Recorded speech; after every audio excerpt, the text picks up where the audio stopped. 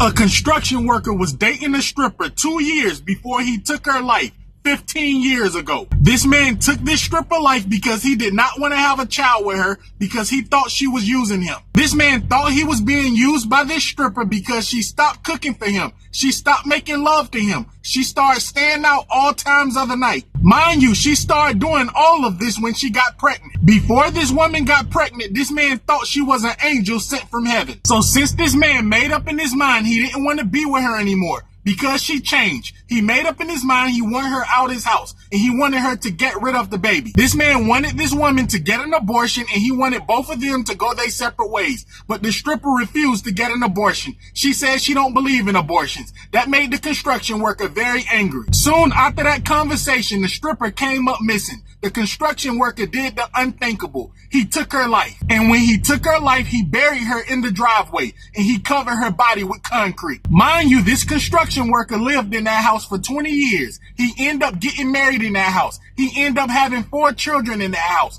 Him and his wife would park in that driveway every day where he buried his ex in the driveway and she was covered with concrete. Let me explain. This man met his ex at a local strip club in Texas. When he seen her, he fell in love with her. He started to go and see her every single Friday. When this man would go to the strip club, he would spend a lot of money on her. He eventually asked her out on a date and they started going out on a regular basis. Eventually, the woman ended up moving with him after only knowing him for 6 months. And everything was going well until the stripper got pregnant. When she got pregnant, she turned into a totally different person. She would stay out all times of the night. And mind you, she was still stripping. At this point, when she stopped cooking and she stopped making love to him, staying out all times of the night, this man knew she was cheating. He didn't want to be bothered with her anymore. So when she told him she was pregnant, he wanted her to get an abortion. He did not want to have a baby with her. Also, sometimes he would go to the strip club when they was living together and he would see other men touching her, other men kissing on her. He would see her spreading her legs in man faces, doing all kind of nasty stuff. But one night this man went to the strip club where his girlfriend was working and he seen her taking another man to the back,